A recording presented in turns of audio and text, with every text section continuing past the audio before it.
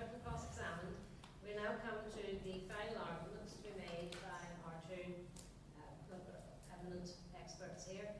First of all, the prosecution will sum up the arguments. 5 minutes, please, on that, and then we will hear finally from the defence. Thank you. Thank you, Your Honour. I think what we've heard here today is that there's large levels of agreement between the prosecution and the defence, and I would welcome them joining us in the struggle to complete the experiment of democracy. That was perhaps an unintended outcome of today. There are areas of disagreement, obviously. In the prosecution's case, that we live in a somatised culture and society.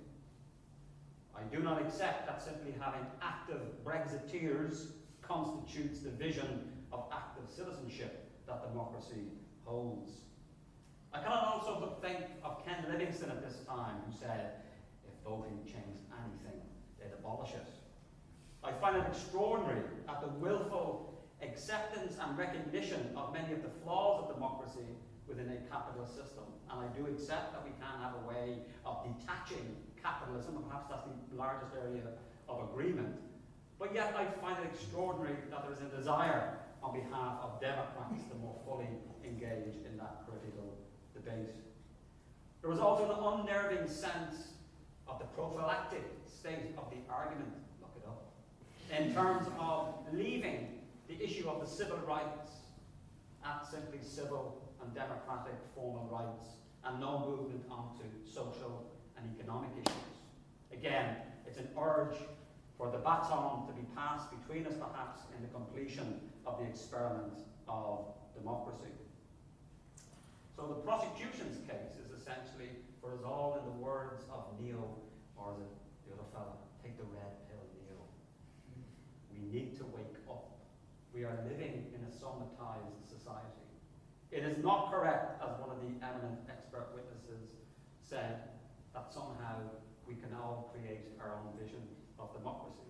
There are serious class, ideological, cultural dimensions which prevent us, which is why it's always important to have a historical sense of democracy, to look at actually existing democracy in the here and now, as opposed to some platonic, non-green, authoritarian vision masquerading as free choice.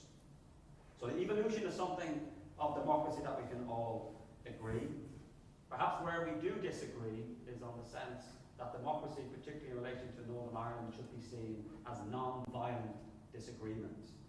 That what we need is to encourage dissent and pluralism, and moving democracy from the confines of formal elections every couple of years or referenda into the workplace, into the classroom, rather than seeing the daily operation of tyranny in, for example, the workplace, while we pretend that we live in a democracy.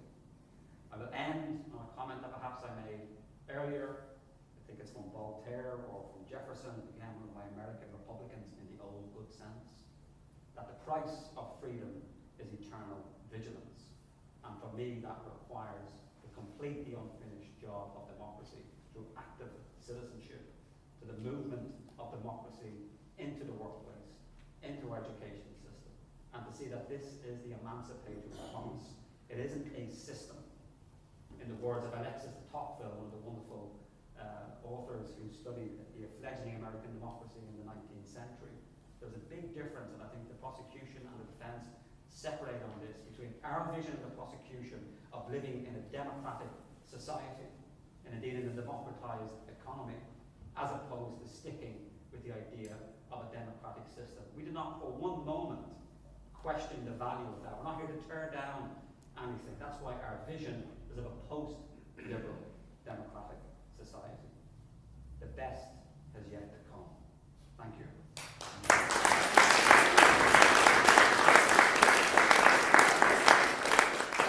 And finally, closing argument from the defence.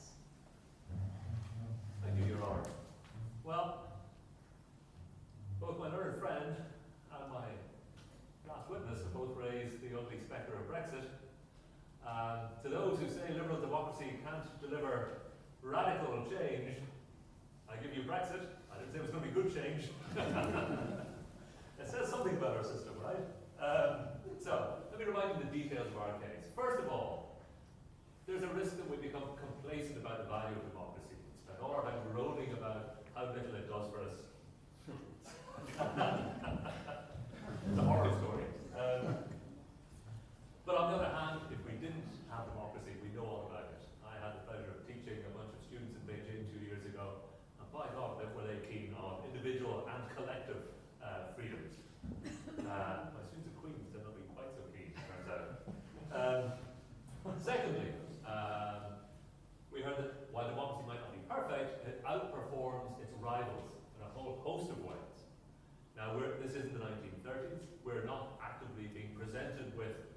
authoritarian state socialism or fascism anymore.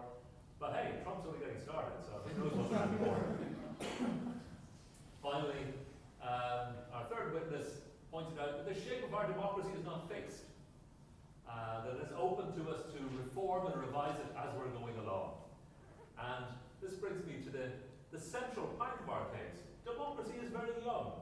Democracy is not a serial offender. Democracy is not a hardened career criminal. You should think of democracy as a young person who has been led astray by bad company.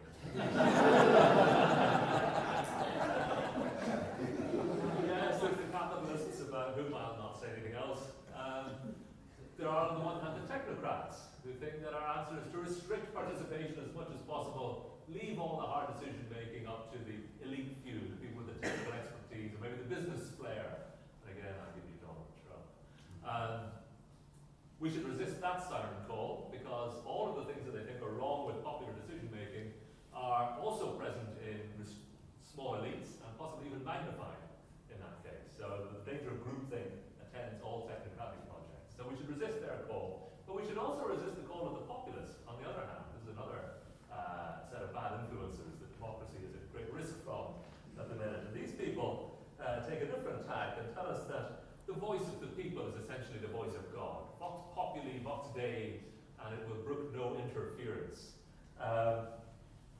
This is a terrible, terrible misinterpretation of democracy.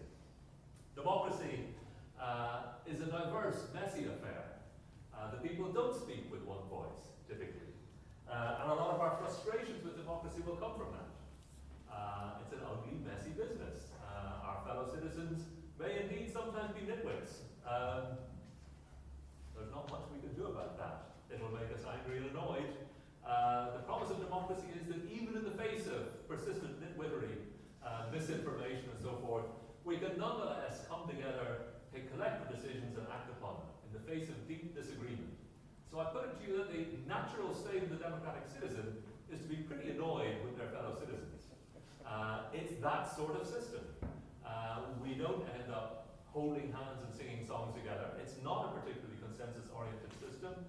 Democracy says, give us your irritable, your irascible, and your downright angry. There's a place for you in democratic politics. We should expect democracy to be an ugly and messy business if we're prepared to accept pluralism and diversity. It enables us to make way forwards despite these facts. So again, resist the siren call of the populace who pretends none of that exists. Tells us about the will of the people, as if there was one will and one set of people. So, democracy, it's a bit annoying, but hey, it's the best we've got.